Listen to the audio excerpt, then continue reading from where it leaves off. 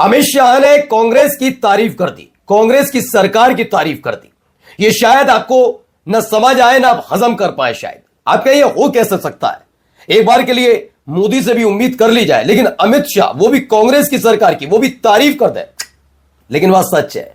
आज आपको दिखाने जा रहा हूं, करना कुछ और था, बोलना कुछ और था, लेकिन जल्दबाजी में अमित शाह ने वो आंकड़े रख दिए जिसमें कांग्रेस की सिर्फ और सिर्फ तारीफ है। और ये कहां हुआ, कैसे हुआ, वो आज आपको दिखाने जा रहा हूं। चर्चा का विषय बना हुआ है कि आखिरकार कांग्रेस के मुरीद कैसे हो सकते हैं अमित शाह, और गृह मंत्री हैं तो झूठ तो बोलेंगे नहीं, है ना। तो और इसके अलावा आज आपको दिखाऊंगा, जब से पंकज चौधरी बीजेपी के प्रदेश अध्यक्ष बने उसके बाद से आप हालात देखिएगा, लगातार रार चल रही है, बैठक कर रहे हैं विधायक, ये तमाम चीजें। इन सब के बीच केशव प्रसाद मौर्य ने निरीक्षण के दौरान कुछ ऐसा कर दिया जो सीधे सीधे योगी आदित्यनाथ के लिए चुनौती है। उन्होंने अपने आप को अव्वल साबित करने की कोशिश में कुछ ऐसा बोला जिसने बीजेपी की सिर्फ फुटअव्वल को सबके सामने रख दिया है।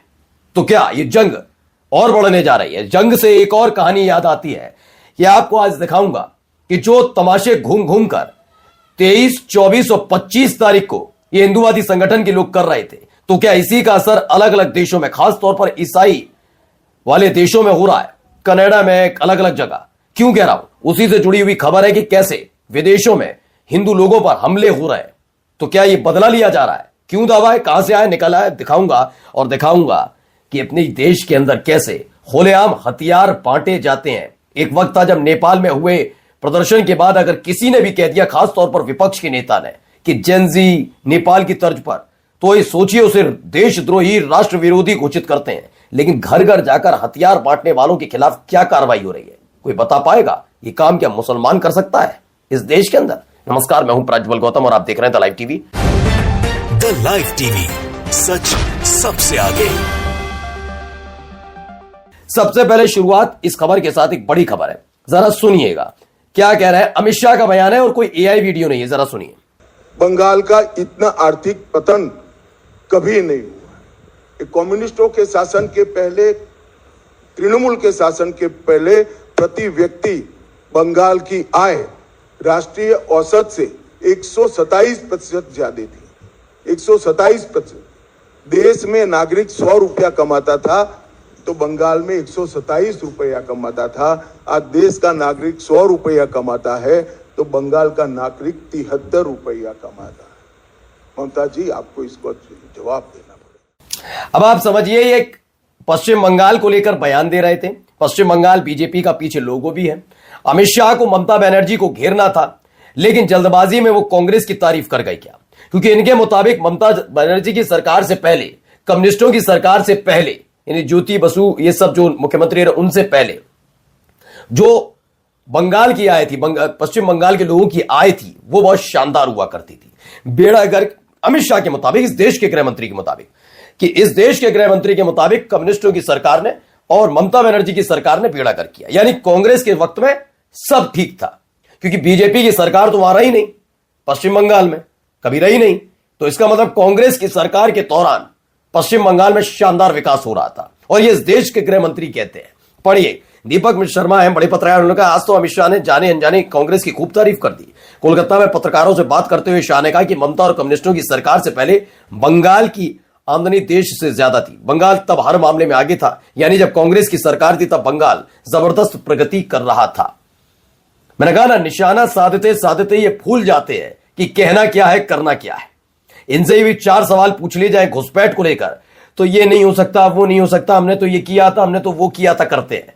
लेकिन जल्दबाजी में कुछ ऐसा बोले कि चर्चा का विषय है कि क्या कह दिया। क्या इसका जवाब अब बीजेपी का कोई नेता दे पाएगा? खैर, अब आते हैं भारतीय जनता पार्टी के अंदर चल रही वो तू मैं कहिए या फिर दरार वाली कहानी क्या है, जरा यार सुनिए क्या है।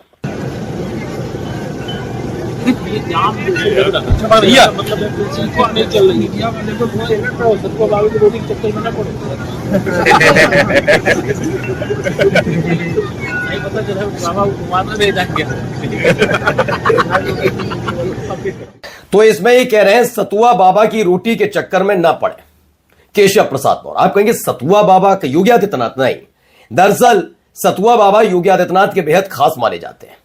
हुआ यह था कि आप सबको पता होगा कि माघ मेला लगने जा रहा है उसकी तैयारी के लिए प्रयागराज पहुंचे। डीएम से बातचीत कर रहे थे, देख रहे थे, निरीक्षण कर रहे थे। निरीक्षण करने के दौरान ही असंतुष्ट थोड़े से नजर आए केशव प्रसाद मौर्य और कहा कि सतुआ बाबा की रोटी के चक्कर में ना पड़े। हुआ यह कि प्रयागराज के जो डीएम है उनकी भी हाल ही में एक वीडियो सामने आई थी। वो सतुआ बाबा के बगल में बैठकर रोटी बनाने का एक वीडियो था। वही डीएम साहब सामने खड़े थे, नजर आ गए।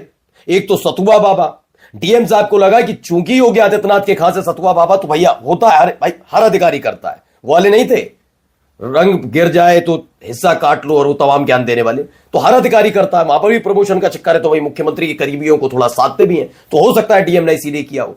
वीडियो सामने आने के बाद योगी ने क्या सोचा पता नहीं, लेकिन केशव प्रसाद मौर्य को यह बात शायद खटक गई। जैसे ही सामने आए उन्होंने यही कहा सतुआ बाबे की रोटी के चक्कर में ना पड़े। ये लफ्ज यूपी के डिप्टी सीएम केशव प्रसाद मौर्य ने प्रयागराज के डीएम को कहे जब माघ मेला की अधूरी तैयारी पर उन्होंने नाराजगी जाहिर की। दरअसल पिछले दिनों डीएम का सतुआ बाबा के बगल में बैठकर रोटी बनाने का वीडियो सामने आया था। सतुआ बाबा यूपी सीएम योगी आदित्यनाथ के सबसे खास माने जाते हैं। अब आइए एक और खबर निकल कर आई। खबर क्या है जरा सुनिएगा, क्या कह रहे हैं, जरा इसको सुनिए। कनाडा में एक और भारतीय की हत्या का मामला सामने आया, जहां टोरंटो यूनिवर्सिटी के पास भारतीय छात्र को गोली मार दी गई है। कनाडा से बताते हैं जहां पर भारतीय महिला की निर्मम हत्या कर दी गई है। बड़ी खबर आपको कनाडा से बता दें, जहां पर टोरंटो यूनिवर्सिटी में एक भारतीय की मौत हुई है, कैंपस में गोली मारकर। तो कनाडा में हिंदुओं पर हमले, तनवीर रंगरेज लिखते हैं भारत में क्रिसमस के मौके पर बजरंग दल के गुंडों ने जो उत्पात मचाया था उसका असर ईसाई देशों में जवाब के रूप में आना शुरू हुआ। इन गुंडों को शायद लगा होगा कि इन्होंने बहुत बड़ा काम किया है। कनाडा में हिंदुओं पर हमले की अब खबर निकलकर सामने आ रही है। अब भी ये मानने के लिए तैयार नहीं है। ये जरा तमाशे देखिए, ये वाले।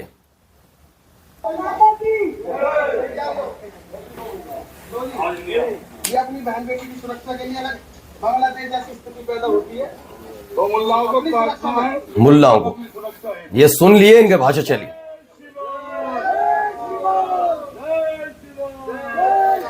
बस मैं इतना पूछना चाहता हूं कि क्या इनकी जगह कोई मुसलमान अगर ऐसा करता तो उसके खिलाफ क्या कार्रवाई हो रही होती। सोचिए क्या तमाशा बना दिया गया है। खुल्लम खुल्ला हथियार बांटे जाते हैं और नाम लेकर कहा जाता है कि मुल्लों को काटना है। सुनिए, ये शब्दावली इस्तेमाल हो रहा है कितनों के खिलाफ रासुका के तहत। हां, सरजिल इमाम ने जो कहा वो इतना बड़ा मामला बन गया था कि आज तक वो जेल में है। और ये लंपट, ये लफंगे, ये लुच्चे, ये दिहाड़ी मजदूर गली गली घूमकर लंपटाई कर रहे हैं। कितनों की जिंदगी, ऐसों की तो ताउम्र आखिरी सांस तक इन्हें जेल की सलाखों के पीछे होना चाहिए, लेकिन है क्या? नहीं, नहीं। इस देश के कानून को खूंटी पर टांगने का काम ये नहीं करते। वो भी करते हैं जो इन पर आशीर्वाद बनाते हैं और जिनके हाथ में मशीनरी इन पर कार्रवाई करने की। सोचिए, आगे दिखाता हूं एक और खबर देखिए, जरा इस आदमी को भी सुनिए। खैर इसको तो सब जानते हैं क्या बोलने का है। देवादिदेव भगवान महादेव शिव और जगत जननी मां जगदम्बा के चरणों में नमन करते हुए शिव शक्ति रामदासना से मैं श्री पंचदश नाम जूना अखाड़े का महामंडलेश्वर यति नरसिंहानंद गिरी और मेरे साथ हैं अनिल यादव जी, छोटे नरसिंहानंद। एक अजीब सी घटना, और हिंदुओं के लिए तो कुछ अजीब भी नहीं है, बहुत दिनों से 1400 साल से लगातार हो रही है, लेकिन घृणित बहुत है। बांग्लादेश की ये जो घटना, दीपू दास का जो मर्डर जिस तरह से हुआ और उसके बाद कई लोगों का, हालांकि ये कोई अकेला मर्डर नहीं है, ये तो किसी कारणवश लोगों के सामने एक दो वीडियो आ जाते हैं। इस तरह से लाखों लोग बांग्लादेश में, और पहले बांग्लादेश से पहले पाकिस्तान में, कश्मीर में और हर जगह मारे गए हैं। हिंदू मारे जाते रहे, कोई नई बात नहीं है। चलिए इसकी कहानी बताता हूं। ये लंबी लंबी बातें होती हैं इनकी। तलवारें बांटने से कुछ नहीं होने वाला। उधर तलवारें बांटी जा रही हैं, इधर ये कह रहे हैं तलवारें बांटने से कुछ नहीं होना। करना क्या है, अब तो हिंदुओं को आत्मघाती दस्ते बनाने चाहिए। आत्मघाती दस्ते उकसाया जा रहा है, सुन लीजिएगा। ये देश को तोड़ने वाले हैं, जोड़ने वाले, ये मोदी सरकार को बताना होगा, क्योंकि रहम आप ही की सरकारों ने बना रखा है। हिंदुओं को बजरंग दल, फजरंग दल जैसे संगठन छोड़कर आईएसआईएस जैसा संगठन बनाना चाहिए। ये कोई और नहीं कह रहा, यति नरसिंहानंद कह रहा है। पहली फुर्सत में इसका ग्रेवा पकड़कर घसीट कर जेल में नहीं डाल देना चाहिए, लेकिन नहीं, ऐसे लोग सत्ता के बहुत प्रिय होते हैं। देखिए यहां पर भी देखिए, यहां अलग तमाशे चल रहे हैं। वही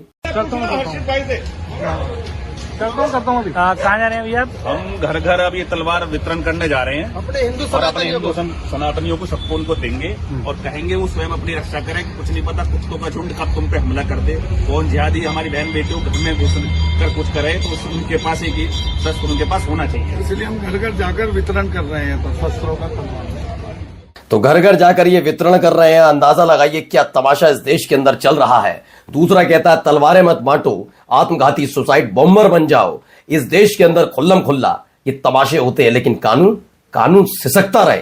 कानून के रखवाले, संविधान के रखवालों को कोई फर्क नहीं पड़ता, क्योंकि ऐसे ही तो लंपटों के दम पर वो सत्ता में बने हैं।